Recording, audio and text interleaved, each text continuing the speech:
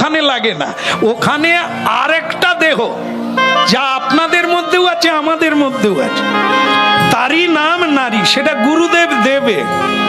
সেই নারী দেহ আপনাকে প্রকাশ করিয়ে দেবে, সেদিন বুঝতে পারবেন এ দেহ নিয়ে কেউ বৃন্দাবনে যেতে পারবে না, স্বরূপ দেহে যেতে হবে।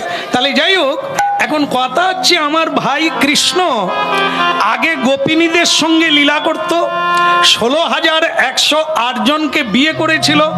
তাই কলিযুগে গৌরাঙ্গ হয়ে বিয়ে করেছে কিনা? নিতাই চাঁদ বলে ভাই একটা বিয়ে নয়, দুটো বিয়ে করেছে।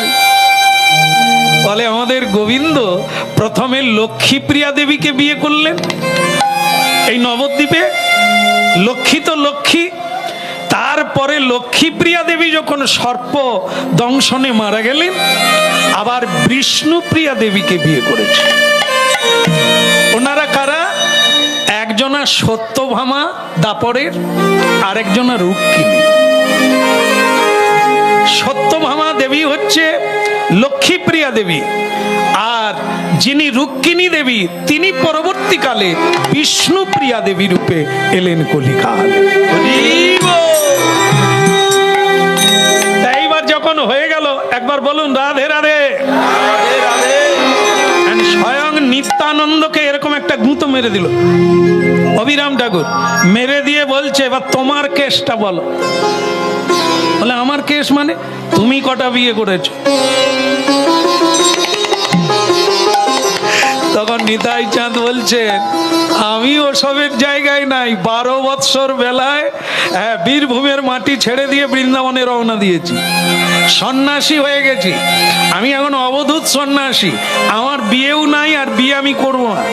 ঠিক আছে, এই হলো তত্ত্ব, আর তুমি আমাকে কিছু জিজ্ঞাসা করো না। তখন অভিরাম ঠাকুর বলছে এই জন্য তোমার মুখে কেউ হরিনাম শোনে না। নিতাই বলে কেন? বলে তুমি যার বাড়িতে যাবে, যে রাস্তা দিয়ে যাবে, যদি তুমি সকলকে বলো হরি বল,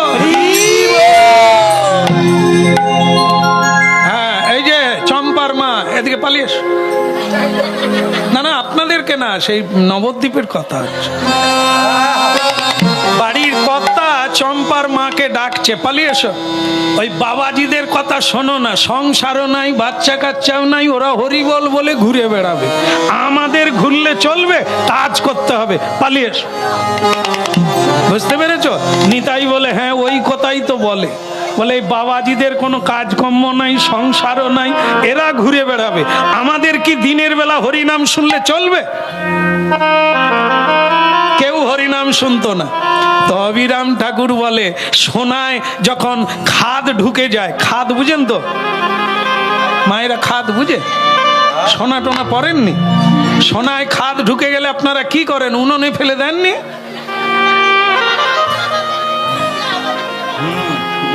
শিখে নেন। আপনারা হ্যাঁ বলতে পারেননি না, বলছে দোকানে লেজিয়া আগুনে পুড়িয়ে দিয়া এ করে আবার ঠিক করে। তার মানে কি সোনায় খাদ ঢুকে গেলে স্বর্ণকারের কাছে যেতে হবে, উনি জানেন, গেছেন, গিয়ে সেখানে স্বর্ণকার আবার তাকে কোষ্ঠী পাথরে খাদ আবার ঢুকাবে, ময়লা দিয়ে আগুন দিয়ে, যেমন কানে জল ঢুকে গেলে আমরা কি করি? সিমেন্ট বালি দিয়ে দিই। ও আচ্ছা, কুঁড়ো কুঁড়ো, আরে জল ঢুকে গেছে আবার জল দেব, 12টা বেজে যাবে।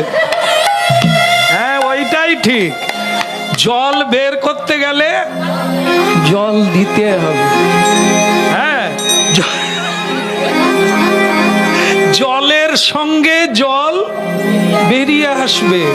কাঁটা দিয়ে, যেমন পায়ে কাঁটা ফুটে গেলে কি করেন? কোদাল দিয়ে, শাবল দিয়ে, ও শাবল দিয়ে, হ্যাঁ কাঁটা দিয়ে কাঁটা তুলতে হয়।